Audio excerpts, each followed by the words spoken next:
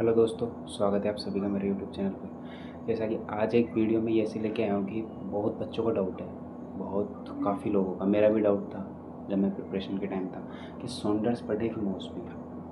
ठीक है, तो सबसे पहले मैं आपको बताता हूँ सॉन्डर्स की खासियत। सॉन्डर्स में क्या है ना कि सॉन्डर्स में एक ऐसा है, सॉन्डर्स की एक एक लाइन आपके लिए एग्ज़ाम के लिए इम्पोर्टेंट है। ठीक है, जब आप सॉन्डर्स को पढ़ोगे ना तो आपको काफ़ी परेशानी आएगी। ठीक है, समझ में नहीं आएगी, शुरू में काफ़ी दिक्कत आएगी, लेकिन मैं आपसे दावे के साथ बोल रहा हूँ सॉन्डर्स को अगर कंप्लीट कर लोगे ना, सिलेक्शन श्योर है। उसके क्वेश्चन को कम पढ़ो। एक इस बार तो प्री में तो डायरेक्ट क्वेश्चन आया था, वहाँ से 2-3 क्वेश्चन आए थे सॉन्डर्स से। ठीक है, तो उसके क्वेश्चनों को मैं नहीं कह रहा कि ज़्यादा पढ़ो, लेकिन उसकी थ्योरी की एक एक लाइन आपको पता होनी चाहिए। एक एक लाइन, एक एक चीज़ें आपको पता होनी चाहिए सॉन्डर्स की थ्योरी। अब बात करेंगे सॉन्डर्स की थ्योरी में क्या है ऐसा। सॉन्डर्स की थ्योरी में आपको बताऊँ ना, सॉन्डर्स की थ्योरी में सारे टॉपिकों का आपको डिटेल एक्सप्लेनेशन दे रखा है। कोचिंग वाले भी उसको ही फॉलो कर रहे हैं। मेन चीज़ ये, हर चीज़ आपको वहाँ मिलेगी। देखो मेरी सॉन्डर्स की किताब मैंने कैसे पढ़ रखी है, देखो, है ना।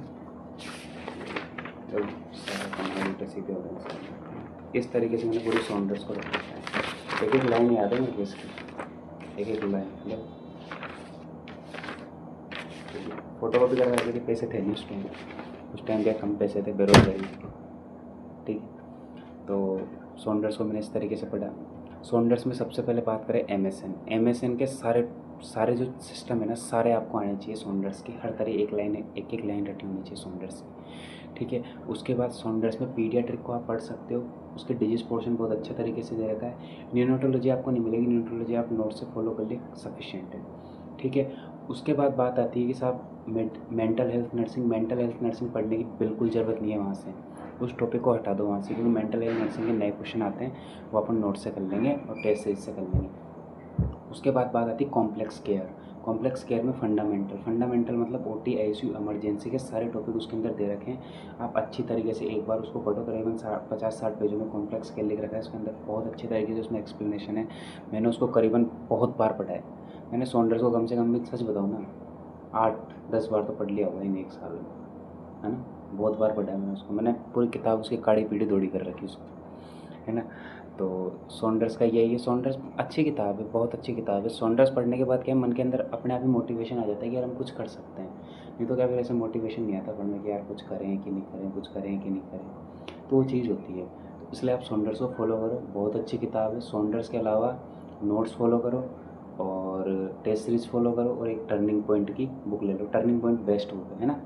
उसके बाद बात करेंगे साहब मौसबी के लिए आप क्यों नहीं बोल रहे हो। मौसबी में मेन दिक्कत क्या है कि हाँ, मौसबी में क्वेश्चन सही है, मैं नहीं कह रहा मौसबी में क्या गलत है। मौसबी को मैं इसलिए प्रेफर नहीं करता, मैंने मौसबी एक बार ही पढ़ी थी GMCH के टाइम, उसके बाद नहीं पढ़ी, क्योंकि सब बोलते थे मौसबी के ऊपर GMCH से आता है। तो मौसबी की मेन दिक्कत ये है कि आप ऐसे करो, मौसबी किताब को तो अपनी जो टांड है ना उस पर जाकर धर दो, कहीं भी काम ना आ रही मेरे हिसाब से तो मौसबी, है ना। तो उस चीज़ को मौसबी का फॉलो ही मत करो, क्योंकि मौसबी में क्या इंटरनेशनल क्वेश्चन दे रखे हैं जो अपने आते नहीं है नर्सिंग में। आप 2-3 साल से नोट सेट दे रहे हो, 21 से 22 से 23 से 20 से 19 से, जो भी दे रहे हैं, 20 से स्टार्ट हो। आपने कभी नोटिस किया कि मौसबी का क्वेश्चन आए? एक क्वेश्चन बता दो मेरे को, एक क्वेश्चन बता दो, मैं आज छोड़ दूंगा सब कुछ। नहीं आया।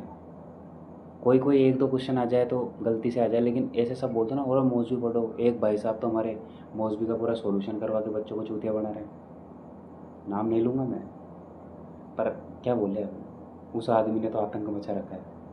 पता नहीं सारे दुनिया भर के क्वेश्चन कॉपी पेस्ट कर बुरा के पता नहीं क्या करना चाहता है वो दादा भाई, है ना। तो मौसबी के ऊपर ध्यान मत दो। मैं अभी भी कह रहा हूँ सॉन्डर्स की थ्योरी को जितनी बार मौसबी पढ़ने की सोचते हैं ना, उससे बड़े सॉन्डर्स की थ्योरी पढ़ लो ना। क्योंकि जो चीज़ को आप, मैं तो एक ही चीज़ बोलता हूँ, एक बुक को 20 बार पढ़ लो, 20 बुक पढ़ने से बेटर है। एक बुक का जितनी बार मल्टीपल रिवीजन होगा ना। आज पता है मेन दिक्कत क्या आ रही है आप लोगों के साथ सर, काफ़ी लड़कियों के, काफ़ी लड़कों के मैसेज आते हैं मेरे पास, खूब सारे मैसेज आते हैं। सबका एक ही डाउट रहता है कि सर 2 ऑप्शन तो एलिमिनेट हो जाते हैं, 2 एलिमिनेट नहीं होते, क्यों? मेन दिक्कत है आपने सॉन्डर्स की थ्योरी नहीं पढ़ी, नोट्स नहीं पढ़े। जब तक रिवीजन नहीं होगा ना, जब तक कुछ नहीं होने वाला। अभी भी मैं आपसे बोल रहा हूँ, तो आप रिवीजन करो। ये जो ज्ञान पेल रहे हैं कि मौसबी भी ऐसे करो और मौसबी वैसे करो, भाई मत पढ़ मौसबी। मैं अभी भी कह रहा हूँ, पछताएगा, मौसबी मत पढ़, है ना। मौसबी मत पढ़ो, मेरी बात समझो इस बात को।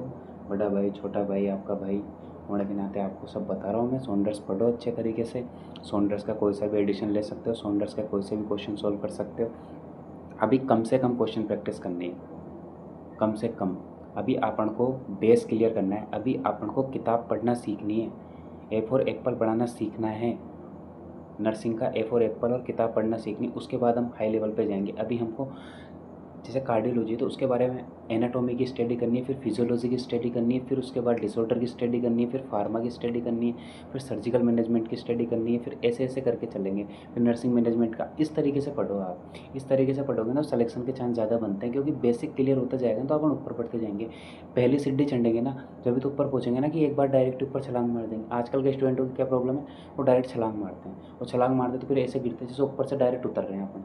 अब डायरेक्ट ही सीढ़ियाँ कूद दें तो गिरेंगे कि नहीं गिरेंगे, और एक एक सीढ़ी उतरेंगे तो आराम से धीरे धीरे चलेंगे। तो उस चीज़ को समझना चाहिए अपन को कि अपन को किस तरीके से पढ़ाई करनी, अच्छे तरीके से पढ़ना है, कोई टेंशन नहीं लेना, स्ट्रेस बिल्कुल लेना। स्ट्रेस इस चीज़ का लो कि यार 8 दिन फंडामेंटल को दिए तो 8 दिन में फंडामेंटल क्यों कंप्लीट नहीं है मेरी, समझ रहे हो ना उस चीज़ को। तो उस चीज़ का होना चाहिए, हर चीज़ को अच्छी तरीके से पढ़ना है, आराम से पढ़ना है, सॉन्डर्स को फुल फॉलो करना है, सॉन्डर्स के अलावा कुछ नहीं पढ़ना है। जो बड़ी इंटरनेशनल बुक है सॉन्डर्स से बेस्ट बुक है। उसके अलावा आप टारगेट है P R Yadav, P R Yadav को तो छोड़ दे भाई, मैं पहले भी कह रहा था क्वेश्चन नहीं आएंगे। पी आर यादव को हाँ मैंने पढ़ने को बोला है, बेसिक क्लियर कर सकते हो लेकिन क्वेश्चन वहाँ से नहीं आएंगे। जिनके बेसिक क्लियर है ना वो पी आर यादव को मत पढ़ो और टर्निंग पॉइंट को पढ़ो, ठीक है। अच्छे से पढ़ो, बहुत अच्छे से पढ़ो, सॉन्डर्स को पढ़ो, नोट्स पढ़ो, नोट्स के कम से कम भी बार नहीं 2-3 बार तो ऐसा रिवीजन मारो। मैं पता है मैं क्या करता था, मैं एक एक दिन के अंदर एक एक सब्जेक्ट कंप्लीट कर देता था, क्योंकि स्ट्रेस था। मैं इस चीज़ की मैं कभी स्टडी के टाइम पे मैं टेंशन लेता भी रहता था ना, तो मैं इस चीज़ का लेता था। मैंने कभी ये नहीं सोचा कि सिलेक्शन होगा कि नहीं होगा, सिलेक्शन तो सबका होगा, कभी किसी का लेट होगा किसी का जल्दी होगा। हमको 1.5-2 साल लग गए, 1-1.5 साल लग गए, तो बड़ी चीज़ें हैं। सिलेक्शन सबका होगा। आज हमने इंटरनेशनल किताबें पढ़ी, इतना सब कुछ पढ़ा, तो आज हमें इतनी नॉलेज है कि हम कोचिंगों में जाके बैठते हैं। तो बड़ी चीज़ें हैं, आप आराम से पढ़ो, अच्छे से पढ़ो, ठीक है। सॉन्डर्स को फॉलो करो, मॉसबी को फॉलो मत करो, ठीक है ना।